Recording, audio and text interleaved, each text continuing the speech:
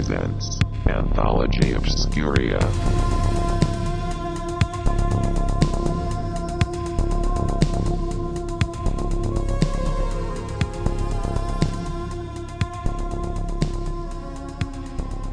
Welcome to Anthology Obscura.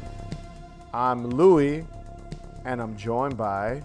Samantha, that's me. I'm not Samantha. I'm Chris. There you go. Just in case people get confused. Even though... You never know. You never know. Maybe they're the audio-only version. They think that Chris is Sam and Sam is Chris. And today on the show, we're going to be talking about the Tales from the Cryptkeeper episode, Pleasant Screams. Very cheeky title there. I was going to scream there, but it was going to be loud, and I don't want to scare everybody away before we even start, so... Cops are going to knock on your door if you do that. Yeah. They're going to think it's some sexual act happening in the office you got there, so be careful there, buddy. Oh That's Lord. the dungeon. Oh, Lord. The dungeon. Well, we are covering Tales from the Cryptkeeper, and he has a dungeon, so... But before we dive into the actual episode and the show itself, while I was watching this episode, and for the podcast, I just want to let you guys know, I watched this episode 3 times. So I am quite familiar. 1.5 times. Sam, how many times did you watch I can barely get through it once. I had to watch it in increments. Well, we know what you felt, how you felt about it, but yes, I watched it 3 times. But while I was watching it, I kind of thought about something that I don't think I've ever mentioned on the show before in general, and that the art of a rated R movie or TV show being turned into a children's program doesn't exist anymore. And I was thinking about that while watching it. I was like, you know, this technically is inspired by a very hard R television show. Yeah. And they were able to kind of take the concept of Tales from the Crypt and turn it into Tales from the Cryptkeeper, an animated anthology series. Kid-friendly. And it's funny because I was thinking about it, and I was like, man, how many shows and even toys back in the day. I was going to say, man, toy lines. Especially toys. Weird that you know, they would take an adult show where the demographic is adults and then turn it into a television show or toys. Because when it comes to toys, the things that come to mind to me are the T2 Judgment Day toys. Toy line. I was just going to say. And Aliens. And Aliens. The Marines. Yeah. That was the tagline in the commercial for the toys. Exactly. Which I bought one at Monster Mania. I bought the Ripley one. I had the entire line growing up. Yeah. It's not stuff that they do anymore. Yeah, it's weird. They kind of stopped doing all that. And I was thinking about it. I was like, what other... Because a couple things came to mind when I was thinking about other R-rated movies that got turned into children's TV shows. And like Rambo had one. Mm-hmm. RoboCop, which is... The original RoboCop film is super violent. But they made a TV show for kids themed about it.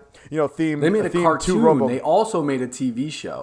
And a cartoon. But I'm talking about the animated series. I should be specific because you're right. There was a live action TV show, but I'm not as familiar with the live action TV show. I'm more familiar with the cartoon. Well, I'm sure. I guarantee it was terrible. And I don't know. I couldn't tell you a single episode off the top of my head right now of the live action RoboCop show. Louis, you recently talked about your Freddy Krueger doll and how that even existed, or the board games or the video games that are geared towards really for children. Yeah, Freddy Krueger had a doll. He had all kinds of stuff. So that's just really weird. Toxic Crusaders is another show based on a Toxic Avenger. Police Academy had a TV show, an animated television show. I think there was a Highlander animated series too. Conan the Barbarian also had one. All these things where dudes are getting their heads chopped off in movies and then they go and they make kids cartoons. Literally, Police Academy had like F-bombs and nudity and all kinds of craziness. Toxic Avenger had all kinds of heads being crushed. But they thought it would be a bright idea to turn it into a children's TV show. I just find that amusing. And it doesn't happen anymore. Dumb and Dumber had a cartoon at one point. I mean... That's PG-13. Times have changed. Changed. No, but like, if you remember, Ace Ventura, The Mask, every Jim Carrey film from the 90s had an animated TV show. The Mask, Ace Ventura, Dumb and Dumber, Beetlejuice. is not for children. Technically, no. Nice fucking model. Like, yeah. You know what I mean? Like, it's not for kids. If you're a cool parent, Beetlejuice maybe. I don't know. Aliens. I think aliens should be forgiven. No, but aliens. I remember hearing and reading that there was a rumor that there was going to be an Aliens animated TV series for children, but it just never happened and never came to fruition. But I don't know if that's like just associated with the toy line, because that toy line apparently might have been based on the animated series that never happened. Jurassic Park had a similar thing in the early 90s where they were going to make that I could see, even though that's PG-13 as well and can be very violent. Right, it's a little more kid friendly though. But you would, RoboCop. Then RoboCop, where he's shooting Police Academy. Police Academy is so weird to me. I didn't know that. That's so very weird strange. to me. Very, very odd. And just revisiting Tales from the Cryptkeeper just brought this all back to me, because I haven't thought about it for a while. It's a trend that I wish would like pick back up again. It would never. What I'll say. Not in today's world. It won't. No, imagine a fucking Evil Dead Rise like cartoon series. That fucking rule. To your recollection, what could have been the last time that they did that? That was not geared toward, like, not an adult cartoon. That the original, like the source material, was not for children. Like I wouldn't count wrestling. I kind of want to count wrestling. Maybe Judge Dredd, but Did like he Judge have a Dredd was a TV comic show? book. There was a cartoon like in the mid '90s, but it was like it was for kids. It was I mean, I remember like watching it in the late '90s, late '90s, but I mean, I feel like that. I'm might curious. Be like I want to know. The ones that come to mind to me are all the Jim Carrey. Yeah, I guess that was animated, more like, recent. Themed. That's late '90s. I feel like in the 2000s. That's when we kind of were like, maybe I we should wasn't be doing watching. this. Yeah, I wasn't watching cartoons as much in the year. I was in high school already. All so I it ever was did like, was watch cartoons. Yeah, No, that's but all at I that ever point- did. We're covering a cartoon right now. well, no, I watch cartoons, but like I think in like the early 2000s, I was like really into like horror movies and like death metal. So that was kind of. I know what you was go through into. that phase where Yeah. where you kind of phase out of it because you're like, oh, this isn't what I'm supposed to be doing anymore. But then it cycles back, and here we are. Here we are Yeah. talking about animated series. But yeah, that's the last couple of shows I could think of. I'm sure someone might leave a comment. Leave a comment on this video on YouTube. There's something now. Like I remember, like Men in Black had a spin-off for like a TV series. Yeah, and, Men like, in Black. The Matthew I Broderick watch a lot Godzilla. of. Oh, I mean, I watch a lot of animated shows, and I can't. If it's not for kids, it's for adults. I feel like there's no like discrepancy there, and I wouldn't really count like the superhero films because those are like violent and risque, but still geared towards family friendly. Yeah, you know what family I'm saying? Friendly. Family friendly.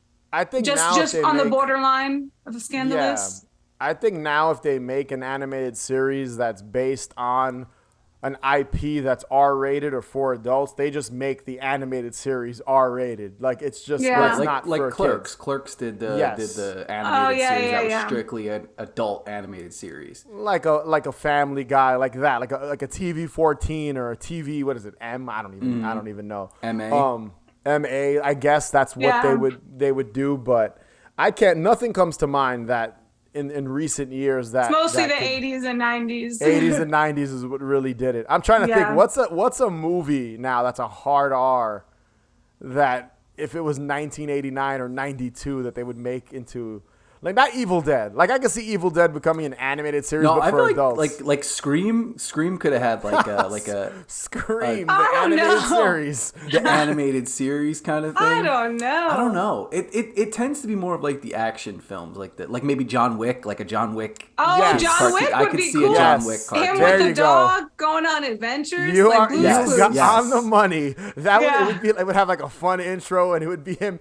I don't think he'd use guns. It'd be like guns that don't kill people or something. They shoot Yeah. like lasers or something. Yeah, they always changed it on the like kid version where they're like more robotic, or like RoboCop didn't shoot people up like he did in the movies. It would just be like he'd hurt you and then arrest you. Right. Rambo Instead of Dead didn't or gut Alive, you. it's like, sorry, coming with me. Yeah, exactly. But you're right. I think John Wick. If it was 95, That'd be John so Wick. cool. Oh, yeah. John Yeah, Wick yeah. would get an animated series. Maybe a little dread time story can scare up a good fright's rest. Now here's a good one. I call it Pleasant Screams. This show, in a nutshell, same basically, and we've covered Tales from the Crypt. It was our first, I believe, our first Anthology Obscura episode. In Haunted Hangover history, that was the first one we covered, was the Tales from the Crypt episode, and it follows the same format. It's got the bumpers in the beginning or the wraparound with the Cryptkeeper. He's way more cute.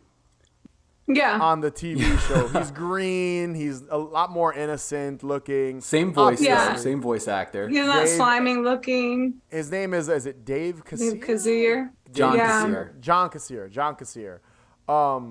He voices the Cryptkeeper, and they usually have the Cryptkeeper dressing up like in like a bathing suit or as a clown. Based on the episodes.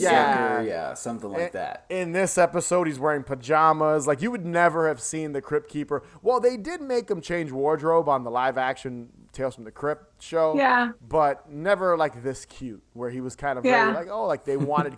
And when you think about it, he's a corpse. He's still a corpse that's, like, telling kids scary stories. He just... doesn't look as intimidating, I guess, as the animatronic. He doesn't. His skin isn't like falling off. Bumpy he's got some or smooth skin, He's not all dried up and like gross looking. He moisturized. He's way more moisturized, and he's like turquoise in the animated series. But it's the same kind of layout where a lot of the stories are like allegories for stuff or morality tales, but children. For the most part, because the episode we're covering, there's actually an adult character in this, but he acts like a child.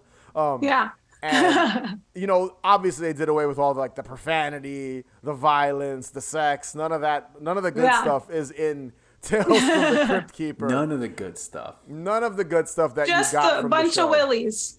Just scariness. Another thing I find interesting about Tales from the Cryptkeeper was that it was on at the same time as the OG show of the live-action HBO show. Really weird that they would kind of... Like, I looked the show up to watch the episode. It says it ran for 8 seasons. I do not remember 8 seasons worth of this show. I will just say, I don't remember where it was ever on.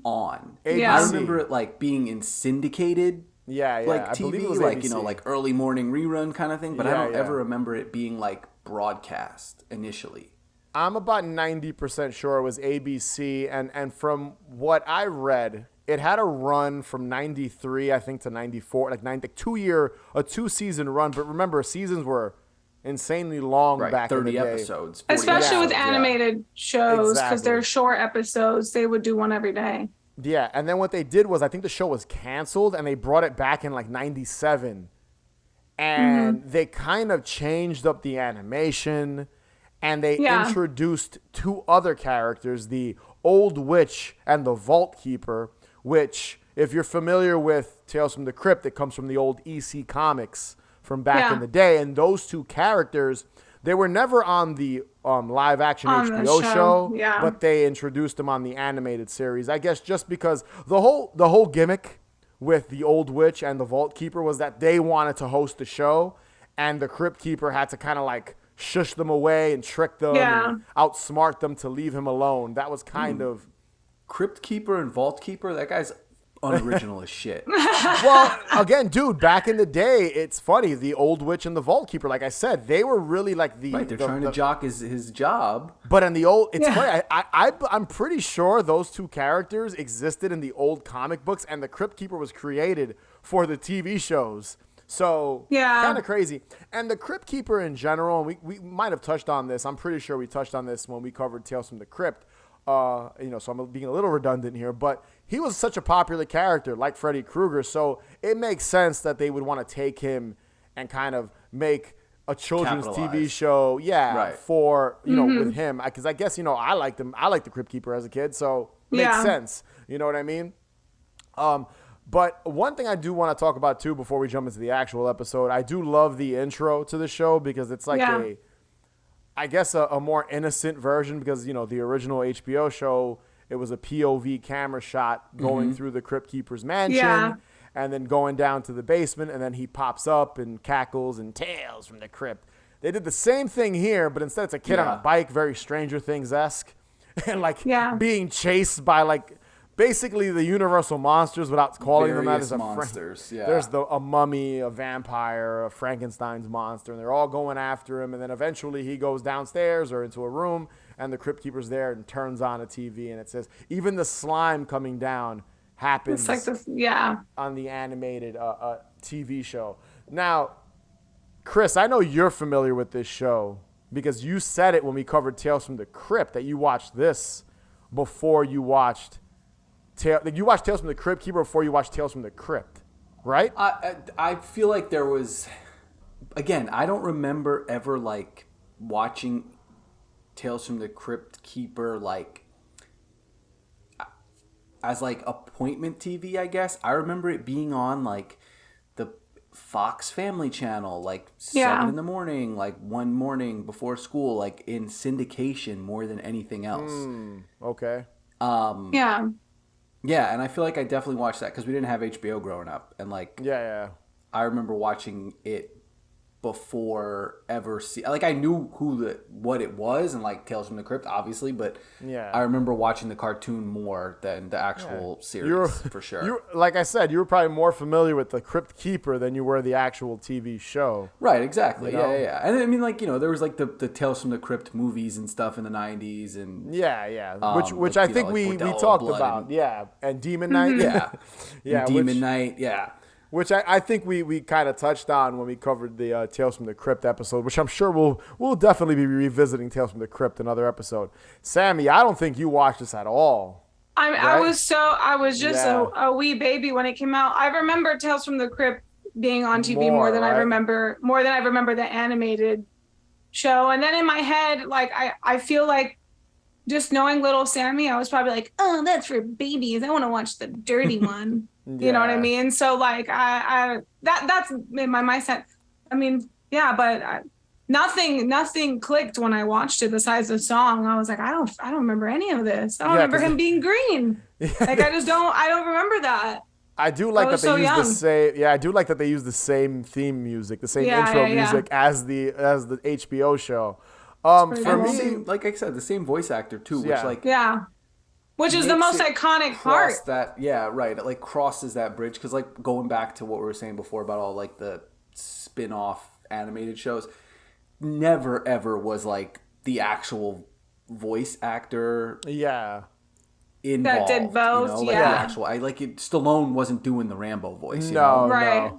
John Kassir, though, if you think about it, he's really known for the Crypt Keeper. Like that's even when you go to horror conventions, he's there like promoting and hawking like Crypt Keeper, like 8x10s and stuff like that and merch. So that's what he'll always be known for, the voice of the Crypt Keeper. For me, this was never a show. I did watch it, and I remember it being a show where when it was on TV and I was watching Saturday morning cartoons, like Sam was like a baby.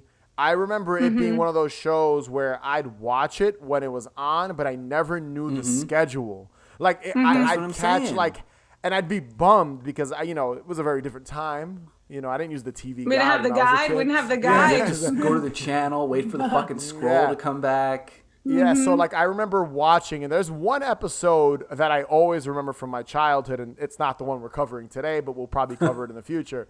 That always, I vividly remember watching it from beginning to end on TV, I think in like the mid-90s. So I do have a history with it. It's not something like the real Ghostbusters that I watched religiously or Pee-wee's Playhouse, but I do remember it being on and just being something that I'd be bummed that I just missed. Like, man, I missed Tales. I caught the last 5 minutes of Tales from the Crypt Keeper, and I wanted to watch from the beginning because I was a monster kid and a horror kid, so like that was, and I like spooky shit, so it was always disappointing to see it end when I missed an episode. Yeah, not catching it, And it's funny because now you can watch this basically anywhere. Find anything. It's all at your fingertips. It's on Tubi. I actually own the box sets of both, like the entire series I've owned it for years. I think I bought them maybe 15 years ago.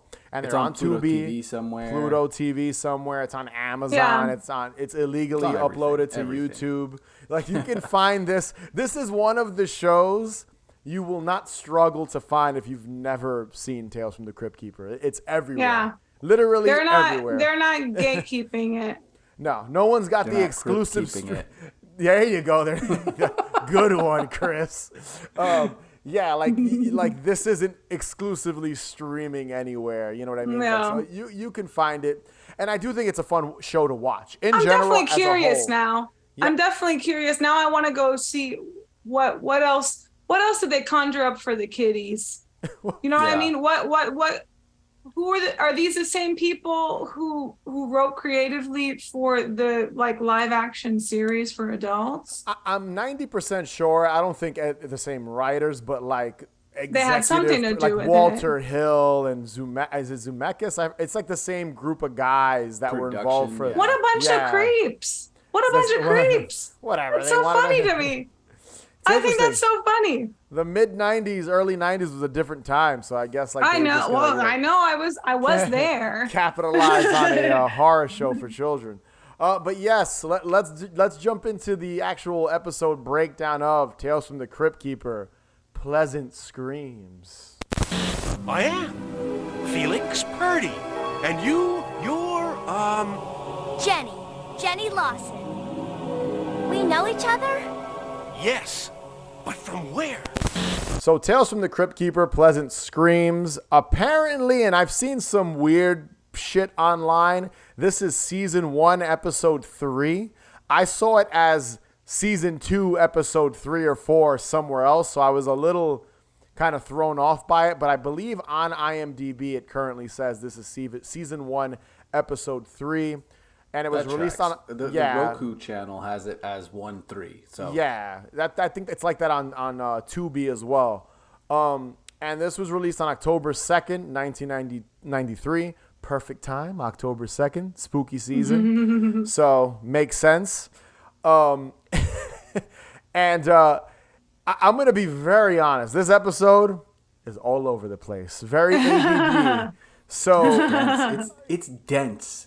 it's dense for 2 20 minutes minutes. It's dense for a 7-year-old that probably does not. It doesn't need to be this dense for a child, but I it don't. sort of is. I was confused. I can only imagine what a child would have to endure. This was the inception of '93 from Tales from Oh the Crypt shit! Keeper. That's exactly what it was. A dream within a dream within a dream. But yes, to give a little love to the opening segment of the episode before you get into the actual main story, we've got the Crypt Keeper. He's having some trouble sleeping, this is like one of my favorite things about Tales from the Crypt Keeper and even the Tales from the Crypt show. I've always loved the Crypt Keeper's intros and The intros. It's Yeah. hysterical. And but they're he's so not- punny. Yes, that's the many boils puns? and ghouls, the most notorious Boils and thing he ghouls. says. But he's having trouble sleeping. Like I said earlier, he's wearing pajamas, like a little, little dress and a little nightgown and a little hat. And he's looking for a midnight snack because I guess that helps him sleep. He's got a kind of really, you said, Sammy, puns, screech cobbler. That's what he has in the fridge. He opens it up. Probably delicious. Probably. Sounds like a Halloween, made up Halloween dessert we'd create maybe at Haunted Hangover. Screech cobbler. There you go. Maybe that'd be the name of a cocktail or something. Yeah. Put that one in the bank. But in the vault, I should say the vault keeper. But yeah, he also mentions something really gross, fresh carrots. Kids don't love, they hate. Kids hate their vegetables. So I do like how, who likes carrots? Gross, disgusting. And he's having a lack of nightmares. That's the main problem. So Sounds like a very serious problem to have.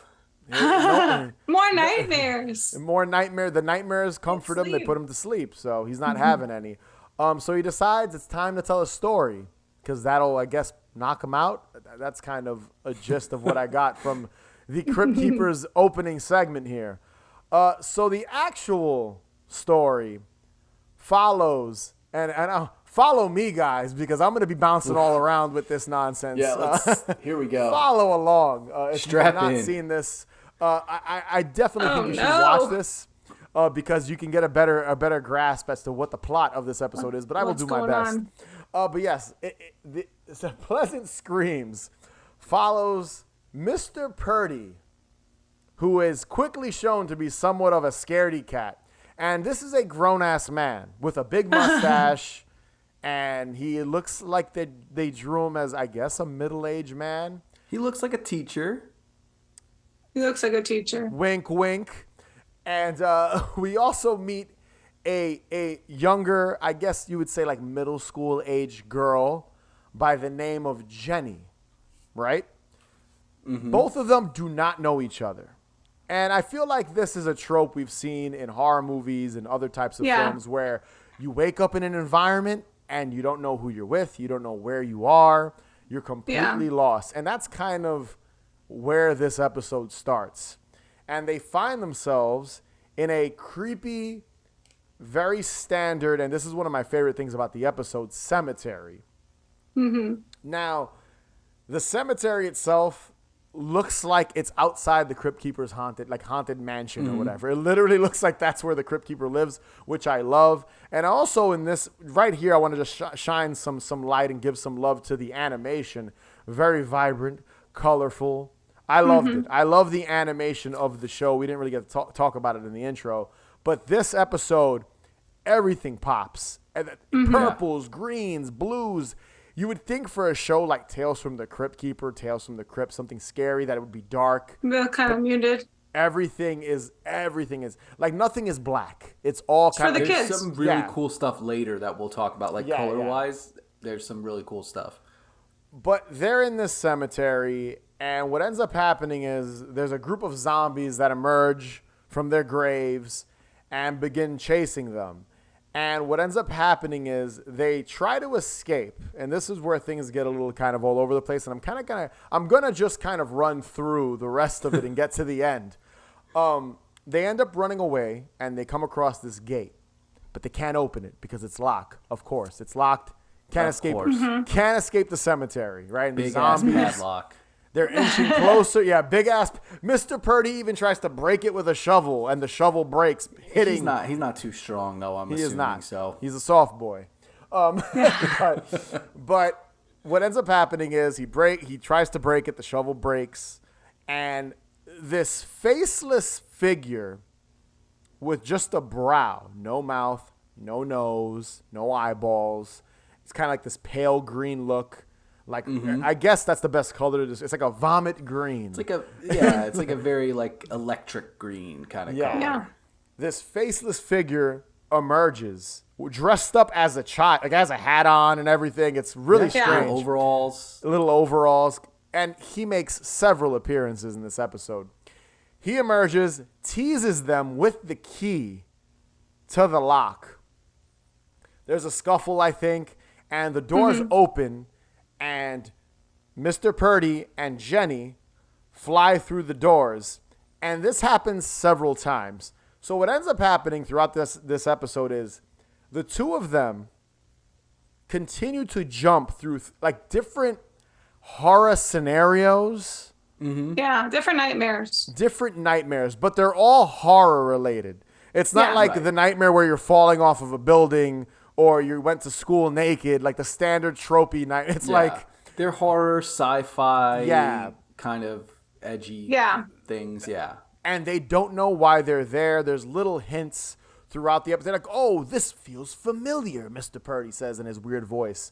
And why do I know your name? Why do I? They know each other's name, but they don't know why they know each other.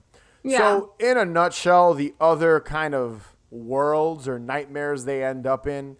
They end up in a kaiju Tokyo setting where they're Godan, which is Godan. Godzilla and Rodan and Ghidorah all mashed up into one monster. And then there's like a Saiyan Cyberman Ultraman hero fight, Ultraman character.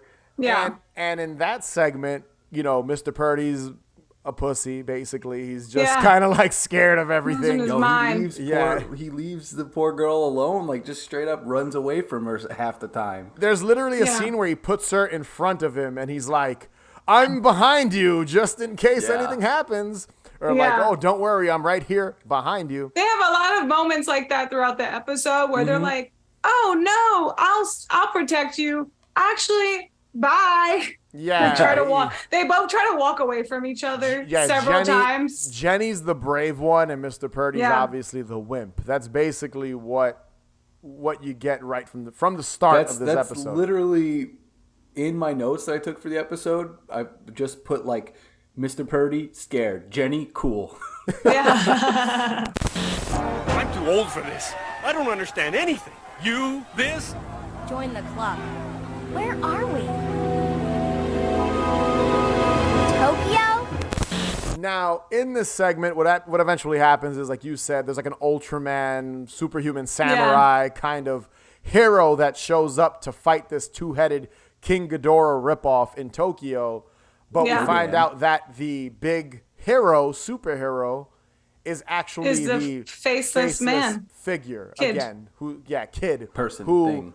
Is basically tricking them anytime they think they're going to escape these nightmares. And the King Godan grabs them, throws them into his mouth, and that's the transition into the next nightmare scenario. The swamp thing. No, it's not the swamp thing. They end up at a castle. Which one is this? It's a castle. Oh, the gargoyle castle. So they end up at a very kind of medieval castle setting.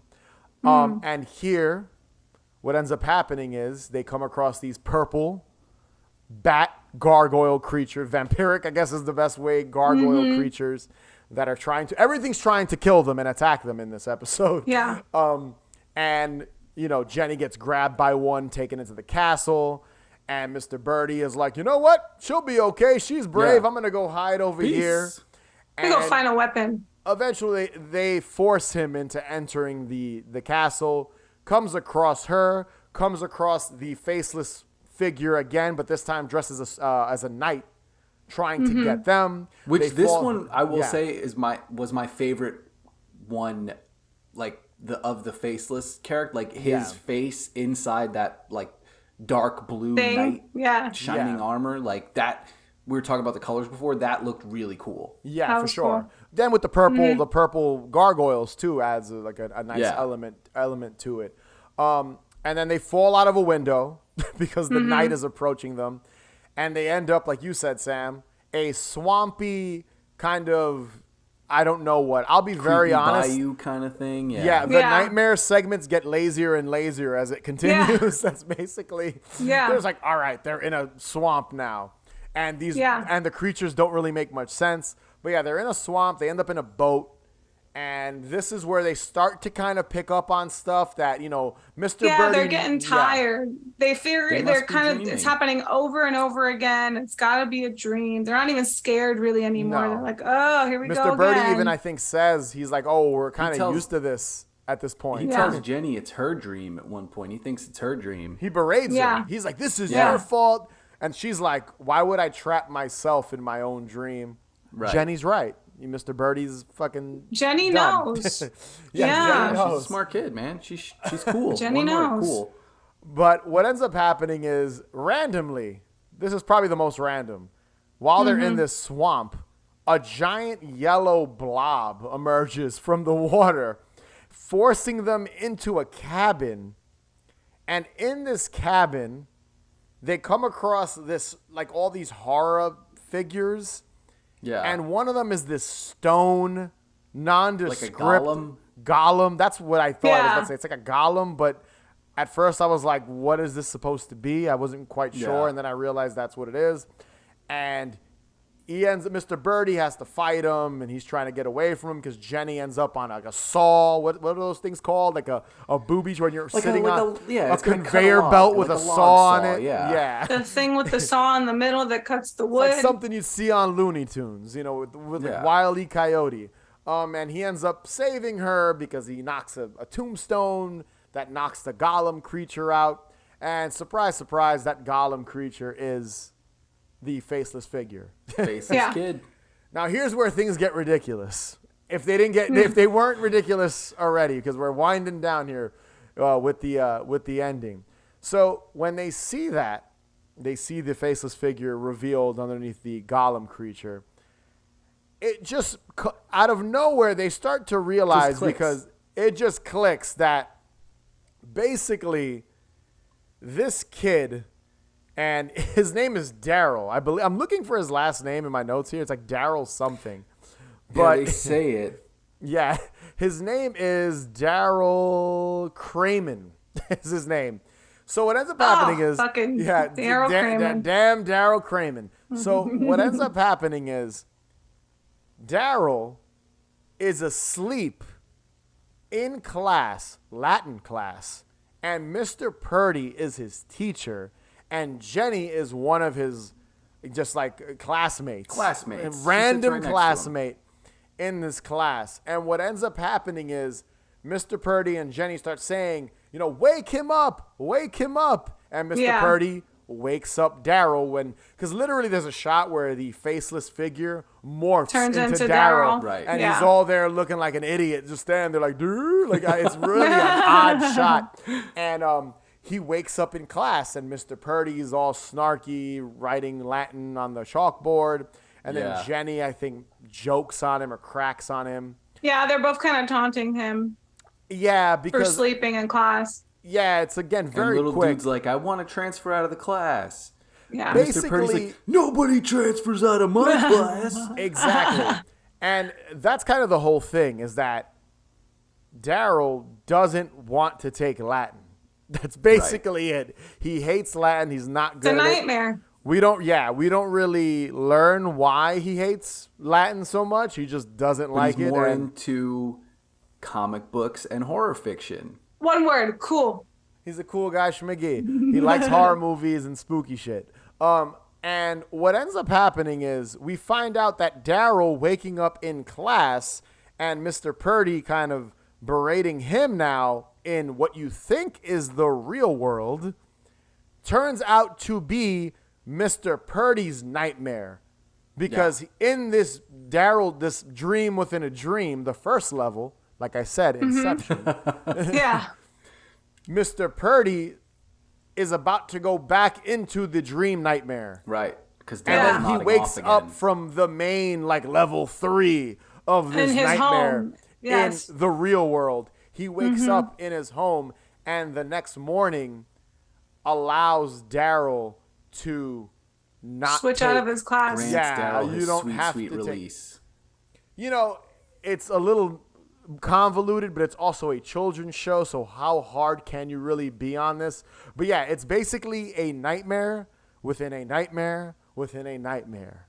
Yeah. And it's literally, like I said, it's Inception for Tales from the Crypt. It's Tales from the Cryptkeeper Inception. For a kids show, like they put them in some precarious situations. Like the saw, the kid being on the belt to go to the saw is like pretty sketch territory for a kid. But also, like you're saying, like this is basically Inception in Tales from the Cryptkeeper. They like, I mean, I know, granted, this was years and years before Inception, but the general rule is like you never remember how your dreams start, and like the episode starts like the action is already going, you know, like it's smart. You're already in it, which is like that's exactly how dreams are, you know. It's like as the levels, as they wake up from the different levels, like Mr. Purdy and Jenny realize who they are. I don't think an 8-year-old would pick up on that. No. You know what I mean? And then the 8-year-old will be so confused. I also think this whole episode's kind of an allegory for like a guilty conscience. That's basically because he even says it at the it's kind like the Cryptkeeper says it at the very end that he had a guilty conscience and it was on his mind. So all these nightmares lead back to Daryl not wanting to take his class and him realizing that like, man, let me cut this kid some slack. He was being a jerk. Let me give him a break. Yeah. So in a nutshell, that was Tales from the Cryptkeeper. Pleasant screams. Putting us through this never-ending torture chamber. Who are you? He's gotta be someone we know, Mr. Purdy. Someone we weren't nice to. Someone we were mean to. I'm following you. Someone we tortured. Oh my! Daryl Craigman! I wanna shine a little send a little love to Mr. Purdy, or I should say Felix Purdy, because he says that early on that his first name is Felix. as a character, amazing. Just his voice, whoa, whoa, whoa. He's like screaming. He's just like everything is like him kind of going crazy. He's so eccentric. This over the top and like goofy and wacky. Like the nightmare version of him early on is the wackiest. It almost plays into what you said, Chris, about the different levels of this dream nightmare world. Yeah. It's like the first version of him is completely different from the final version you see of him As at he the very end. like goes through it, he kind of comes down, a little bit. Yeah. He gets a little bit more I've been here rational as already. the situation happens, yeah.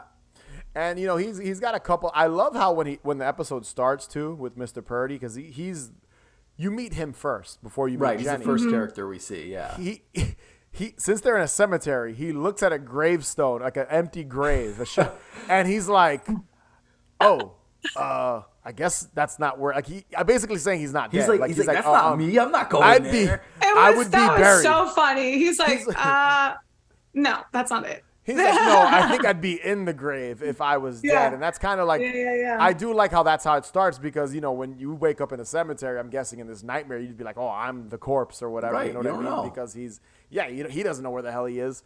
The other thing I like, and this kind of happens when he first meets the faceless figure, he literally tells the faceless figure, when they want the key, I lift weights, What an awkward line. It's just I lift weights, So He's about to fight some faceless little kid. It's so My man pumps silly. iron. Like he tries to be brave there, but it just doesn't work. It doesn't work. Like I said, yeah.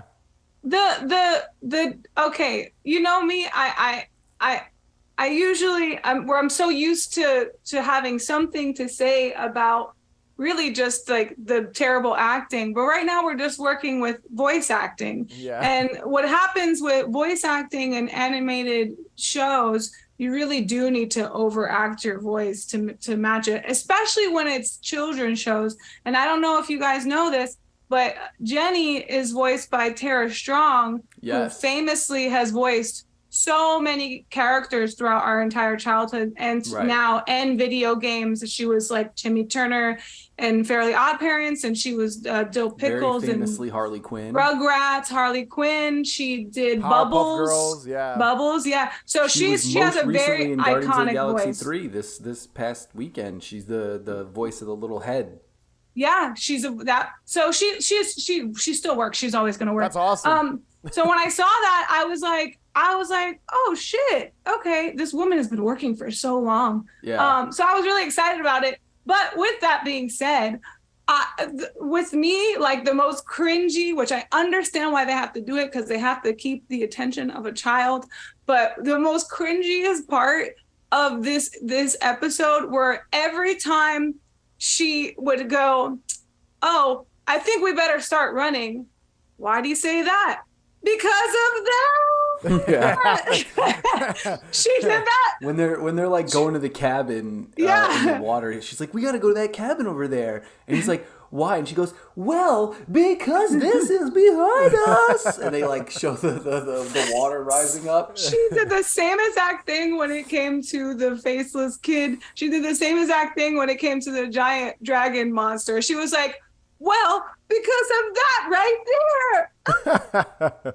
You know what's funny? I didn't even pick up on that until you mentioned it, so I wasn't paying Oh my God. And I've seen it 3 times. So silly. It was so silly. It was so funny, and it's so silly. And if it were, and that's the reason why I love animated stuff, because you can do things that will never pass in live action. You know what I mean? Yeah. Like, it's so silly. She said it 5 times. Yeah. Because Both of them that are right super behind silly. you. But Mr. Purdy is like humming Christmas music. His scream, randomly. It has nothing to do with Christmas. Yeah. He's humming Christmas was songs weird. at one point. His mood shifted so quickly throughout this series too. I like Mr. Purdy. I like the way they drew him. Like it's just so He looks like awkward. Commissioner Gordon. Yeah, it's just weird to have like it'd be like, they could have easily made this just 2 classmates, but they decided to go with the teacher and a classmate. To go back to Jenny a little bit, and I don't know, maybe I missed something, and again, this is 25 minutes long, 22 minutes long. Out of all the students in his class, why did he pick Jenny? They do. clowns on Okay. That's what I was gonna say. They did briefly say inside of the little canoe, like she's like, maybe we're being punished because we pick on him or I mean guess, to yeah. him. She was mean to So him. So what she was doing was ratting him out. The moral of the story is don't fall asleep in class. but weren't the other kids like laughing at him and stuff too, if I Yeah. remember The correctly? whole So I'm classroom just- was in on it. The whole Yeah, classroom so- was in on it. Yeah, I think they it's were a- all it's in just a on little it. Too much Kids are animation. You only assholes. need 2 kids. Tighten Yeah. the story. Yeah. you just need the kid and the teacher, and you're good to go. So it's kind of Yeah. like, you know. It but was I really strange. I did like the Mr. Purdy. Like I said before, I really enjoyed the cemetery setting. I just think it's Yeah. fantastic. They even like drew in fog if you look at certain Yeah. scenes. Yeah. Like they drew it in, and just kind The of one thing I'll overall say is look the of it. zombies in that. Obviously, it's they're fucking whatever. They draw as easy as possible. It's the same zombie 3 times in like varying colors, and that's the one thing that like I thought was kind of cheesy, but whatever. How hard can you really be on this? You know Yeah, what I mean exactly. when you think about it. No two snowflakes are the same, Louis. They better fucking change those zombies. Chris, you gotta tell him. You have to tell him. So this is how many years old? Is this 30 years old? I or don't whatever? care. That's all you gotta.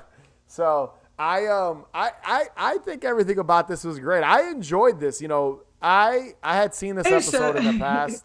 Like I had seen this before, so I knew what I was getting. I knew what I was getting myself into. So when I sent it to you guys to watch, I was like, you guys are gonna think this is the most ridiculous animated episode of anything ever. So what did you guys just think? Your initial thoughts on just like after watching this? What was the first thing that came to mind, Sammy? After watching it, so my initial, now that we're analyzing it, we're gonna overanalyze Because it, right? it sounded like early on you were like, this is kind of stupid. Listen. My thing is that it was very silly, but I think what I did like about it is, even though like we've already, like you said, have been educated with Inception, right? Like that's kind of advanced for like an episode that was geared towards children. Like the concept of the episode, the dream within a dream, and then you think it's over and then there's like another dream. I think that's kind of I don't know, ahead of its time, I guess. What is it, 93, 92? 93, like, yeah. 93. That's pretty smart television, I would say. Definitely not, I don't think a child would understand it, but that I enjoyed a lot. I do like the twist at the end that you think that the dream's over and it's not quite over. And it was that That's dream a trope even that's been over. used. Yeah, like it's been used I do a like lot. that. Yeah. But it for works. kids, I don't know. Like, I like that a lot. It was so silly, but I enjoyed it. Just the dialogue just is like, oh my gosh. God. It's Oh so my God. bad. Mr. Purdy. Schleppy ass Mr. Purdy.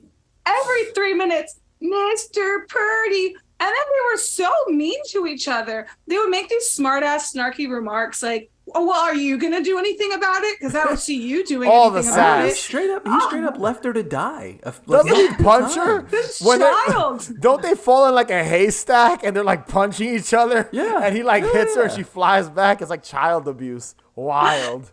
He's Crazy. like, she's like, it's me, Jenny. Oh, hey, Jenny. After he like hits her and she flies across the like hay whatever carriage or whatever the hell they fall into.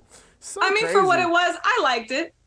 I'm almost certain there's got to be a better episode that exists. Yeah. There's got to be. Yeah. I liked it, but There I are. feel like there's got to be one better. There are better ones. That's how I feel like all, and even anthology, but children's. Anthologies yeah, in general. particular. There's always Yeah. better anthology episodes, even in animated Yeah. series like this, or even live action. There's always like episodes that are like the iconic episodes. You remember? Yeah. I don't know if Pleasant Screams would be called an iconic episode of Tales from the Crypt Keeper. I don't know if anyone would call any of the Tales from the Crypt Keeper episodes iconic, but I don't think this would be one of them. But maybe Yeah. I'm wrong. Who knows? Yeah. What about you, Chris? After you were done watching, I don't think you were that familiar with this episode, right? No, not at all. No, but I fucking love Godan.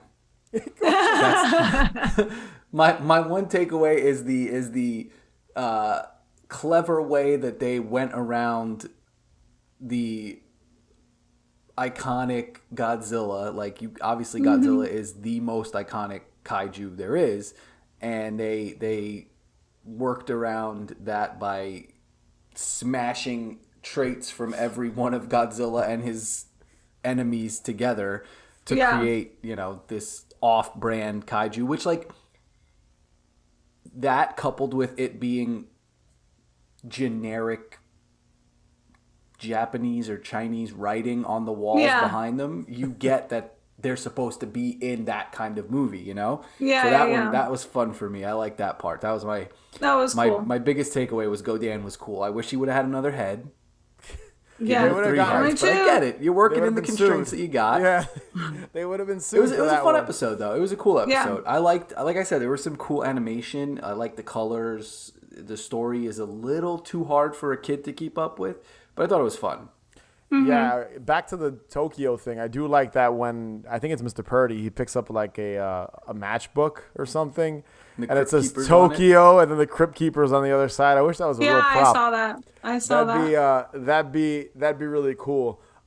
Is there anything else besides some of the stuff we touched on that you didn't like about the episode? Besides my thing was Jenny. Why Jenny? But you know, we kind of clarified that she picked on him, but. Yeah, I think we covered it. like what we clowned on this episode a fair bit, justifiably.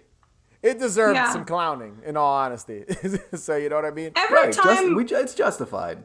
I feel like every time we just, for a side note, every time we do this, right, and we go over the episode, after talking, I have all of these like realizations, like. Right now, I'm thinking about the fact that every time somebody would come and be their hero or their rescue, the nightmare was that it wasn't. It was that little shithead kid, and he was like, he threw the fucking key. So they thought every time they thought they were just this close to getting out of there. The knight in shining armor was shitty little Daryl. Yo, that he poor was in kid. control. It was his dream, but it wasn't his dream. It was technically his Mr. Purdy's dream about Daryl's dream. All because he didn't want to take Latin. Who's fucking taking Latin in middle school, by the way? Also, like, Daryl let's not get into the Cramen fact is. that this grown ass teacher is having dreams about his students every night. We won't get into that. We'll stop right there with that one, Chris. But yeah, like for me, like a closing thought just with this whole episode is, I think even now, like the realization that this is pretty smart for something that's supposed to be super dumb is it's well written. Like it is well written, and I think. You know, there are better Tales from the Crypt Keeper episodes, way better ones from because I tend to rewatch it sometimes as background noise. I'll throw it on. There are some kind of darker ones than even this, and I think this one does a great job at kind of creating memorable characters because I think I think Mr. Purdy more than Jenny. Jenny's like generic student, but I think Mr. Purdy is really memorable. When you watch this, you're not gonna get Mr. Purdy. Like you're not gonna, like you said, you're not gonna get that out of your head because it is so prominent. And he is, he feels more like the main character than Jenny does in reality. You're really following this grown ass middle-aged man who's a teacher. And they don't pay teachers enough. No, there you go. They're having nightmares about King Ghidorah eating them. But I think it's a good episode. It's fun. I don't know if I'd recommend it as a first-time watch for Tales. Like I'd recommend a different episode from Tales from the Crypt Keeper. But I think it's fun. It's good for the kiddos. And check it out if you never have. Until next time, boils and ghouls. Pleasant screams.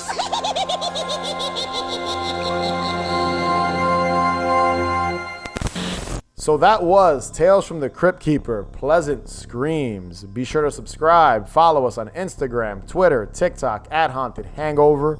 Also check out our Patreon page, patreon.com/hauntedhangover31. And if you can rate and review us, that would be greatly appreciated.